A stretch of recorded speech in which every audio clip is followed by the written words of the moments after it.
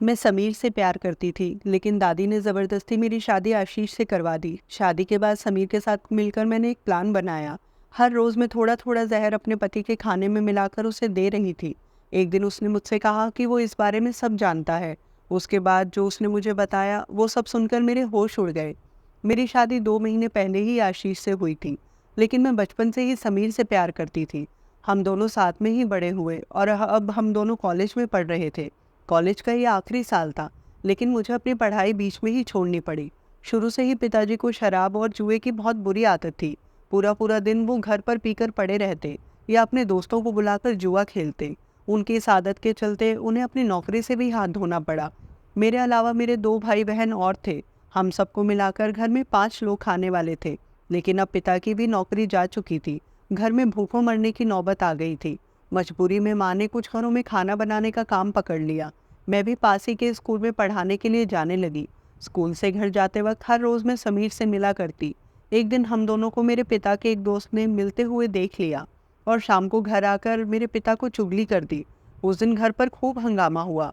उन्होंने उस दिन माँ को बहुत मारा। पूरा दिन घर के बाहर ना जाने क्या करती है, और यहाँ तेरी लड़की किसी आवारा लड़के के साथ गुलछर्रे उड़ा रही है। उस दिन पहली बार मेरा मन हुआ कि मैं उन्हें जान से मार दूं। आखिर पिता का कौन सा फर्ज निभाया था उन्होंने। अगले दिन जब मैं स्कूल से घर लौटी तो दादी घर आई हुई थी।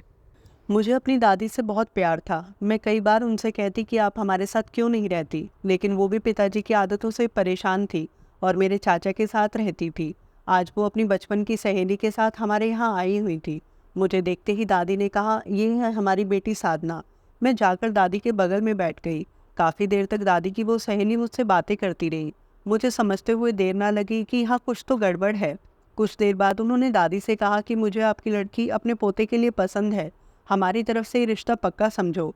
मैं घूरते हुए माँ को देख रही थी। कुछ देर आपस में बातें करके वो मेरे हाथ में शगुन का लिफाफा पकड़ाकर वहाँ से चली गई। मैंने दादी से पूछा, आप लोगों ने मेरी शादी तय कर दी और मुझसे एक बार पूछना भी ज़रूरी नहीं समझा। दादी ने कहा, लड़का बहुत बड़े घर से है। उन लोगों के पास रुपए पैसों की कोई कमी नहीं है। बस उन्हें एक सुंदर और घरेलू लड़की चाहिए। तुझसे शादी करने के साथ साथ इन लोगों ने हर महीने तुम्हारा खर्चा उठाने का भी वादा किया है। तू तो जानती है तेरे पिता कुछ करते नहीं, और तेरे जाने के बाद इस घर का सारा बोझ अकेले तेरी माँ के कंधों पर ही आ जाएगा। तो आप लोगों ने मेरा सौदा कर दिया? मैंने गुस्से में पूछा। और वो लोग हमारे घर का खर्च क्यों उठाएंगे? लेकिन मेरे बार बार पूछने पर भी मेरी माँ ने कोई बात का जवाब नहीं दिया, और आखिर ना चाहते हुए भी मुझे शादी करनी पड़ी।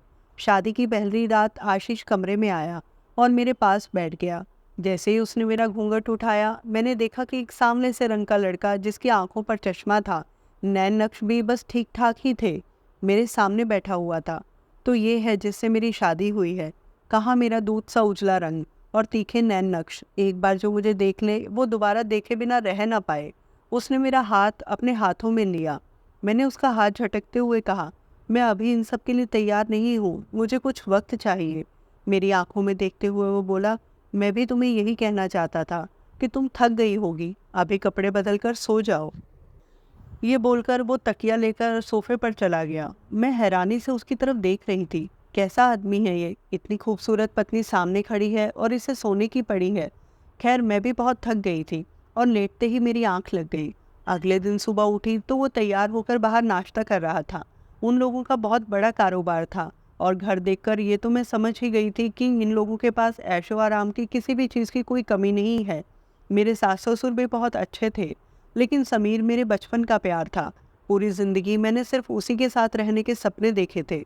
वो आशीष के जितना पैसे वाला तो नहीं था, लेकिन हम दोनों साथ में बहुत खुश थे। अचानक मेरी शादी ज़बरदस्ती आशीष से करवाकर मेरे घर वालों ने मेरे सारे सपने तोड़ दिए। कई दिन हो चुके थे मेरी शादी को। पहली बार मैं समीर से इतने दिनों तक दूर थी। आज आशीष के ऑफिस जाने के बाद मैंने समीर को फ़ोन मिलाया। अचानक मेरे यूं चले जाने से वो भी बहुत दुखी लग रहा था। मैंने उससे कहा, मुझे यहाँ नहीं रहना, मैं तुम्हारे साथ रहना चाहती हूँ। आज ही किसी तरह मैं यहाँ से निकल जाऊँगी, फिर हम कहीं दूर जाकर शादी कर लेंगे। लेकिन उसके दिमाग में कुछ और ही चल रहा था। हम दोनों ने मिलकर एक प्लान बनाया। उसने मुझसे कहा कि वो मुझे जहर ला कर देगा, जिसे मैं रोज़ थोड़ा थोड़ा आशीष के खाने में मिलाकर उसे खिला दूँ। कुछ ही दिन में उसकी तबीयत खराब होने लगेगी और धीरे धीरे वो मौत मौत की तरफ बढ़ता जाएगा। लेकिन ये सब होगा कैसे? उसके लिए खाना तो उसकी माँ परोसती थी या सालों से उनके घर में काम करने वाली लक्ष्मी ताई?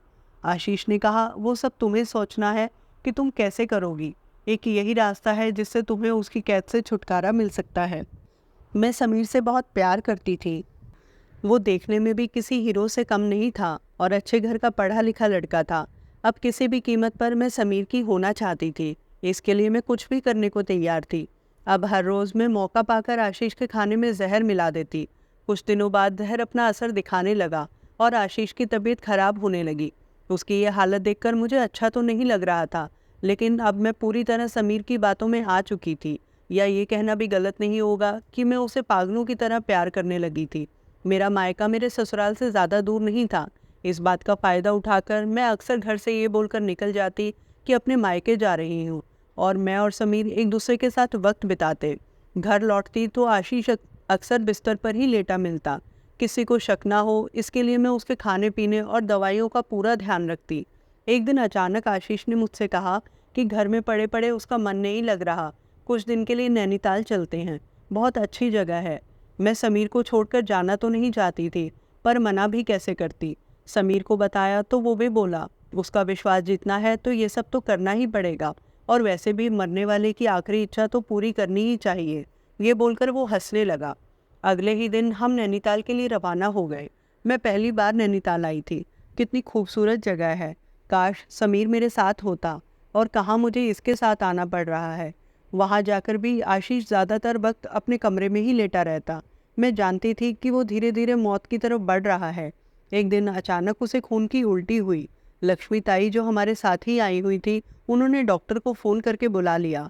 डॉक्टर ने आशीष के कुछ टेस्ट लिखे, लेकिन उन्हें आशीष की हालत देखकर कुछ ठीक नहीं लगा। उसने कहा, हम कुछ दिन इन्हें हॉस्पिटल में रखेंगे, और इसके खाने के सैंपल लेने की भी बात कही। ये सुनकर मैं घबरा गई। उसे अब हॉस्पिटल का ही खाना दिया जाता था। पकड़े जाने के डर से मैंने खाने में जहर मिलाना बंद कर दिया। अब धीरे धीरे आशीष की हालत में सुधार होने लगा। दूसरी ओर जब भी मुझे मौका मिलता मैं समीर को फ़ोन कर लेती। हम दोनों घंटों फ़ोन पर बातें किया करते। हमारा प्यार अब और भी गहरा होने लगा था, और हमने तय कर लिया कि बाकी की ज़िंदगी एक दूसरे के साथ ही गुजारेंगे। वो मुझसे अक्सर आशीष के कारोबार और पैसों के बारे में पूछता। वो बोला, एक बार तुम्हारा पति मर जाए तो उसकी सारी दौलत तुम्हारी हो जाएगी, लेकिन ये सब इतना आसान नहीं है, तुम्हें बहुत मेहनत करनी पड़ेगी। हर वक्त साए की तरह अपने पति के साथ रहो, ताकि देखने वालों को लगे कि तुम उससे कितना प्यार करती हो। एक बार सारा बिजनेस तुम्हारे हाथ में आ जाए, फिर हम दोनों शादी कर लेंगे और ऐश की ज़िंदगी गुजारेंगे। साए, एक दिन मैं रात में उससे बात कर रही थी तो मुझे ऐसा महसूस हुआ कि कोई दरवाजे के बाहर खड़ा हमारी बातें सुन रहा था। मैंने बाहर जाकर देखा, लेकिन वहाँ कोई नहीं था। शायद मेरा वहम होगा, ये सोचकर मैं फिर से समीर से बातें करने में बिजी हो गई। मैं गलत लड़की नहीं थी और ना ही मैं आशीष को मारना चाहती थी। कई बार उसकी हालत का जिम्मेदार खुद को मानकर मेरा मन बेचैन हो जाता, लेकिन इन सब में मेरी कोई गलती नहीं थी। मेरे माता पिता ने अपने स्वार्थ के लिए मेरा इस्तेमाल किया था। सोचा था शादी के बाद समीर के साथ उन सारे सपनों को पूरा करूंगी जो पिता के घर में पूरे नहीं हो पाए, लेकिन उन्होंने मेरे सारे सपने तोड़ दिए। अब मुझे भी किसी की परवाह नहीं है। मैं भी अपनी ज़िंदगी अपने तरीके से जीऊँगी। आज पूरे 10 दिन हो चुके थे आशीष को हॉस्पिटल में। उसकी हालत में काफ़ी सुधार था। आज उसे हॉस्पिटल से छुट्टी मिल चुकी थी और हम लोग घर वापस आ गए। उसके खाने पीने की जिम्मेदारी पूरी तरह अब उसकी माँ ने अपने हाथों में ले ली थी। मुझे उसके खाने में जहर मिलाने का मौका नहीं मिल पा रहा था। 1 महीने बाद आज वो फिर से काम पर जा रहा था। उसके जाने के बाद मैंने समीर को फ़ोन किया और उसे सारी बात बता दी। वो मुझ पर चिल्लाता हुआ बोला, बेवकूफ़ लड़की, एक काम कहा था करने को, तुमसे वो भी नहीं हुआ। सारी मेहनत पर पानी फेर दिया। उसका मरना बहुत ज़रूरी है, नहीं तो हमारी शादी के सपने देखना छोड़ दो। मुझसे नहीं होता अब ये सब, मैंने रोते हुए कहा। हम लोग किसी और शहर में जाकर शादी कर लेंगे।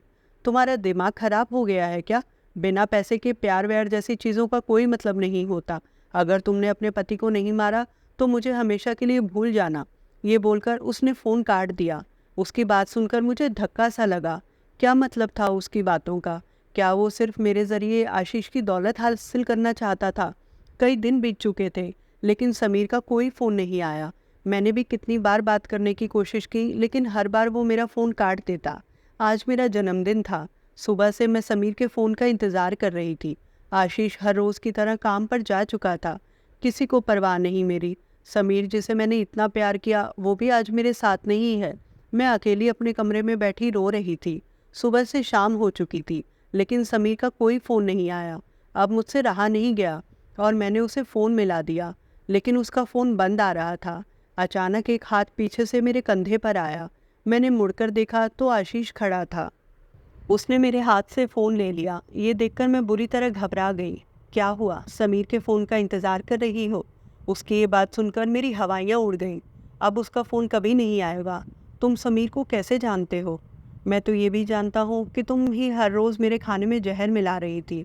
लक्ष्मी ताई आज से नहीं, पिछले 40 साल से हमारे यहाँ काम कर रही है।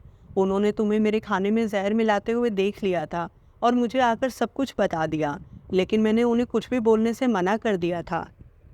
मैंने कभी वो जहर वाला खाना खाया ही नहीं था। मैं चाहता तो तुम्हें उसी दिन घर के बाहर का रास्ता दिखा देता या पुलिस को सब बता देता, लेकिन मैं तुमसे प्यार करने लगा था। शुरुआत में मुझे लगता था कि तुम लोग और तुम्हारा पूरा परिवार लालची है। तुम लोगों ने अपनी गरीबी का नाटक करके मेरी दादी को अपनी बातों में फंसा लिया और ज़बरदस्ती तुम्हारी शादी मुझसे करवा दी गई। लेकिन शादी के बाद मैंने देखा कि तुम्हें मुझसे या मेरी दौलत में कोई दिलचस्पी नहीं है। तुम तो किसी और से प्यार करती हो और उसके प्यार के लिए तुम किसी भी हद तक जा सकती हो, लेकिन वो इंसान तुम्हारा फ़ायदा उठा रहा था। वक्त के साथ उसका प्यार भी बदल चुका है। वो सिर्फ मेरी दौलत के लिए तुमसे शादी करना चाहता था। और आज जब मैं उससे मिलने गया तो मैंने उससे पूछा कि तुम्हारी ज़िंदगी से जाने की क्या कीमत लेगा, और वो 2 करोड़ में बिक गया। इतना सस्ता था उसका प्यार तुम्हारे लिए। तुमने इतने पैसे दिए हैं समीर को। अपनी पत्नी का प्यार पाने के लिए ये रकम कुछ भी नहीं है। तुम्हें पाने के लिए तो मैं खुद को भी बेच सकता हूँ। मेरी आंखों से झरझर आंसू बह रहे थे। मैं हीरे की कीमत चुकाकर पत्थर खरीदने निकली थी। मैं तुम्हारे काबिल नहीं हूँ। मैंने तुम्हें मारने की कोशिश की है। प्लीज़ मुझे माफ़ मत करना। मुझे पुलिस के हवाले कर दो। मेरी जगह तुम्हारे ये घर नहीं, जेल है। वो मेरे आंसू पोंछते हुए बोला, तुम्हारी सज़ा ये है कि तुम मरते दम तक मेरी बनकर रहोगी। हमारे बीच अब कभी कोई तीसरा नहीं आएगा। मैं उसके गले लगकर उसे बेतहाशा चूमने लगी। मेरे प्यार और वफा पर आज से सिर्फ तुम्हारा हक है। आज मैंने दिल से आशीष को अपना पति मान लिया था और सही मायने में उसके घर की बहू बन गई थी। दोस्तों, एक बार फिर से मैं वही बात दोहराऊंगी कि रिश्ते ऊपर वाला बनाता है और वो हमसे बेहतर जानता है कि हमारे लिए क्या सही है। अंत तक कहानी देखने के लिए आप लोगों का शुक्रिया। अगर आपको कहानी अच्छी लगी तो लाइक करें और प्लीज़ चैनल को सब्सक्राइब करें। मिलते हैं कल फिर एक नई कहानी के साथ।